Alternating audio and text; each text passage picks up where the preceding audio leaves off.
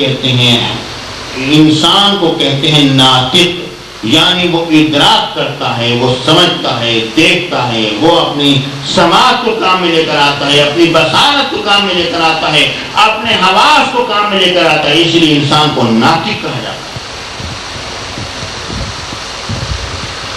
ٹھیک ہے نا؟ اس لیے انسان کو کیا کہا جاتا ہے؟ ناطق کہا جاتا ہے۔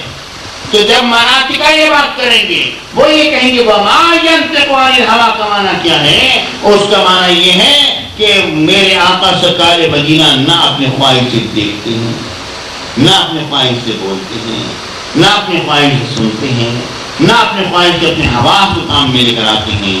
ان هو الا وحی یوحیٰ، مگر اللہ کی وحی ہوتی ہے تو پھر ان کے حواس کام میں آتے ہیں۔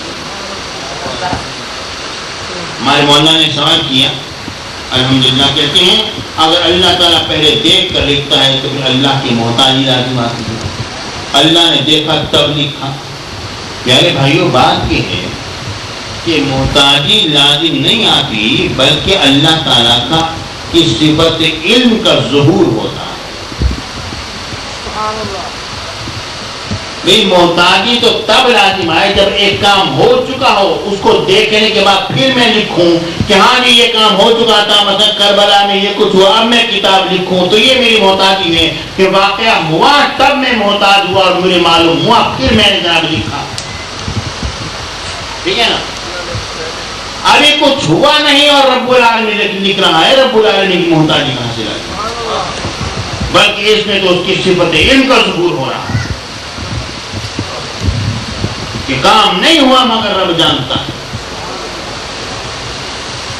ٹھیک ہے نا؟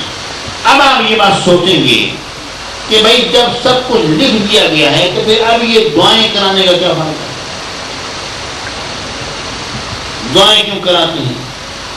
پیارے بھائیو، دعا تو آپ کو کرانی پڑے گی، ہر صورت میں کرانی۔ وجہ یہ ہے کہ میرے آقا حضور علیہ السلام نے کیا فرمایا؟ ان الدعاء یرد القضاء، دعا جو ہے وہ تقدیر کو بدل دیتی ہے۔ اب آپ یہ سمجھیں گے تقدیر بدل گئی، اللہ نے کی لکھی اور بدل گئی، یہ کیسے ہو گیا؟ اللہ نے تو دیکھ کر لکھا تھا، پھر وہ بدل کیسے گیا معاملہ؟ ٹھیک ہے نا؟ اس کا جواب دیتے جاؤ۔ پہلے بھائی میں نے کہا ایک نشست نے اس چیز کو نپٹا دوں تب مسئلہ تقدیر کو، تاکہ میرے سامنے کبھی یہ نہ کہیں کہ اس موضوع پر کبھی نہیں بولا بندہ۔ ٹھیک ہے، میں نے کہا چلو ایک نشست نے کچھ نہ کچھ تھوڑا بہت اس کو نپٹا دیا۔ آپ یہ سوچیں گے کہ جب رب نے لکھ دیا تو پھر یہ تبدیلیاں کیسی ہیں؟ اور اللہ کی لکھت میں تبدیلی؟ اس کا جواب یہ ہے کہ یہ حدیث پاک میں بات آ رہی ہے کہ دعا جو ہے وہ تقدیر کو بدل دیتی ہے۔ ٹھیک ہے، مطلب یہ ہے کہ تقدیر اصل میں دو قسم کی ہے، ایک تقدیر تقدیر مبرم ہے اور ایک تقدیر معلق ہے۔ معلق جو ہے وہ تعلیق سے ہے، اور تعلیق کہتے ہیں لٹکانے کو، یعنی وہ تقدیر جو لٹکائی ہوئی ہے۔ لٹکائی ہوئی ہے اس کا مطلب کیا ہے؟ وہ تقدیر لٹکی ہوئی وہ تقدیر ہے۔ مطلب یہ ہے کہ رب العالمین یہ جانتا ہے اپنے علم میں کہ یہ میرا بندہ بیمار ہوگا، اور پھر وہ یہ بھی جانتا ہے کہ یہ علاج کرائے گا۔ پروردگار نے لکھ دیا اگر یہ شخص فلاں طبیب فلاں ڈاکٹر کے پاس گیا اور اس نے علاج کرایا تو یہ صحیح ہو جائے گا، ورنہ یہ صحیح نہیں ہوگا۔ رب العالمین نے تقدیر میں دونوں باتیں لکھ دی، یہ تقدیر معلق ہے، لٹکی ہوئی تقدیر ہے، اور رب العالمین یہ بھی جانتا ہے کہ بالآخر وہ کیا کرے گا۔ ٹھیک ہے نا؟ رب العالمین جانتا ہے کہ اس شخص کی اولاد نہیں، یہ فلاں بزرگ کے پاس جائے گا اور دعا کرائے گا تو میں اس کی دعا قبول فرماؤں گا اور اس کو اولاد دوں گا۔ اگر یہ جائے گا تو پھر دعا کرائے گا تب اس کی اولاد ہوگی، ورنہ اولاد نہیں۔ پروردگار نے یہ بات لکھ دی، لکھ دینے کے بعد پھر کیا ہوگا اب رب یہ بھی جانتا ہے یہ جائے گا یا نہیں جائے گا، یہ بھی رب جانتا ہے، ٹھیک ہے نا؟ پیارے بھائیوں، یعنی رب نے میرے آقا نے یہ بات فرمائی، دعا جو ہے وہ تقدیر کو بدل دیتی ہے، یعنی پروردگار نے یہ بات جان لی کہ یہ شخص میرے فلاں مقدس بندے کے بعد جائے گا اور جا کر دعا کرائے گا، جب یہ دعا کرائے گا میں اس کو اولاد عطا فرماؤں گا، اس سے فلاں فلاں بیماری کو تکلیف کو میں دور فرماؤں گا۔ رب العالمین نے یہ بات لکھ دی اور یہ بھی جان گیا کہ رب العالمین نے یہ جائے گا۔ پہلی جو تقدیر ہے، اگر یہ گیا تو دعا کرائی تو اس کا کام ہوگا ورنہ نہیں ہوگا، یہ تقدیر معلق ہے، یہ تبدیل ہوتی رہتی ہے۔ اسی کے بعد میں یہ بات آئی کہ دعا جو ہے وہ تقدیر کو بدل دیتی ہے، یعنی اگر نیک لوگوں کی بارگاہ میں حاضر ہوگے دعا کراؤ گے تو تمہاری تقدیر بدل جائے گی۔ تو پیارے بھائیوں، آج ہم نے جو چیز سمجھی وہ کیا ہے اور کتنی ہے، اس کو ذرا میں خلاصہ میں پیش کیے دیتا ہوں اور پھر بات کو میں ختم کیے دیتا ہوں۔ وہ یہ ہے کہ مسئلہ تقدیر کیا ہے۔ مسئلہ تقدیر میں لوگوں نے یہ بات کہی، خلاصہ سن لیجیے تاکہ آپ یہ بات رہتے، بات بہت بکھر گئی، ٹھیک ہے نا؟ آپ اس کو سمیٹ نہ سکیں گے، میں اس کو 2-4 جملوں میں سمیٹ کر پیش کر دوں تاکہ آپ کے ذہن میں وہ بات رہ جائے جو بات میں نے پیش کی ہے۔ خلاصہ مسئلہ تقدیر کا یہ ہے کہ لوگوں نے یہ سمجھا کہ اللہ نے جو لکھ دیا ہم کیا کریں، ہم سے نماز پڑھی نہیں جاتی، اللہ نے لکھ دیا ہے نماز نہیں پڑھی گی، ہم کیا کریں، ٹھیک ہے۔ لیکن حقیقت حال کیا ہے؟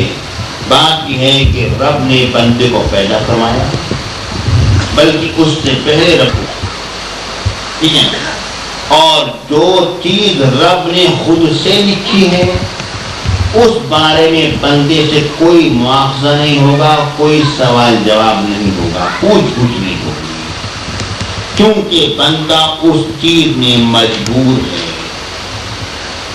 لنگڑے سے یا جس کا ایک پاؤں نہیں ہے اس سے یہ سوال کیا جائے گا، اس سے یہ سوال نہیں کیا جائے گا جس کا ایک پاؤں پیدائشی نہیں ہے کہ اے میرے بندے تو نے وضو کے اندر دوسرا پاؤں کیوں نہیں دھویا؟ لیکن جس کو دونوں پاؤں دیے گئے ہیں وہ اگر ایک پاؤں نہیں دھوئے گا اس سے سوال کیا، ٹھیک ہے نا؟ تو مطلب اس کا یہ ہو گیا کہ جس چیز نے بندے کو مجبور قرار دے دیا گیا ہے اس چیز نے بندے سے کوئی سوال جواب نہیں ہوگا، پوچھ گچھ نہیں ہوگی۔ پوچھ گچھ انہی چیزوں میں ہوگی جن چیزوں میں بندے کو اختیار دیا گیا۔ حضرت علی حیدر کرار سے جو بات مشہور ہے 2 طرح سے، اس وقت ایک طریقہ پیش کرتا ہوں۔ جب ان سے پوچھا گیا حضور یہ تو فرمائیے اللہ نے بندے کو کتنا مجبور بنایا اور کتنا مختار بنایا؟ آپ نے فرمایا ایک ٹانگ اٹھاؤ، اس نے ایک ٹانگ اٹھائی، فرمایا دوسری ٹانگ اگر اٹھاؤ گے تو گر پڑو گے، اس نے کہا بالکل ٹھیک ہے جی۔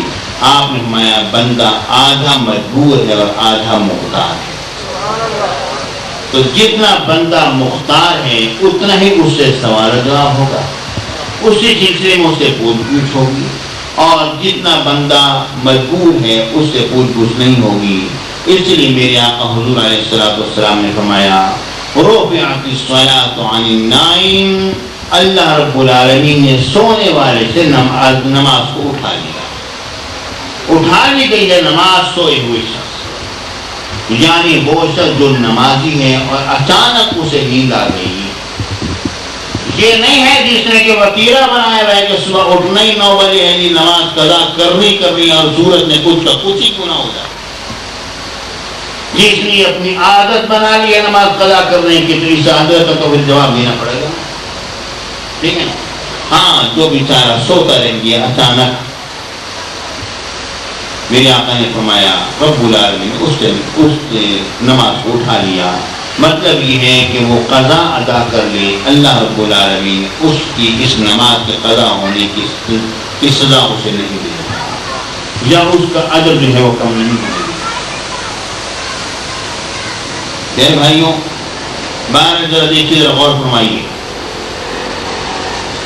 آج ہم نے بالکل خوش موضوع پیش کیا، لیکن آپ کو سمجھ میں بات آ گئی، بات اچھی طرح سمجھ بیٹھے؟ چلے بھائیو، آج اتنی باتوں میں اختتام پہنچاتا ہوں۔ آج موضوع بہت خوش تھا، لیکن میں نے یہ سوچا کہ یہ موضوع ایک دفعہ آپ کے سامنے بیان کر ضرور دوں، کیونکہ یہ نہ ہو کہ انسان پھر تشنا رہ جائے اور کہے کہ اس موضوع پر تو کوئی بولا ہی نہیں بنتا، ہمیں تو پتہ ہی نہیں اس بارے میں کبھی، کیونکہ ہمیشہ میں مختلف موضوعات اور مختلف انداز میں بولتا رہا ہوں۔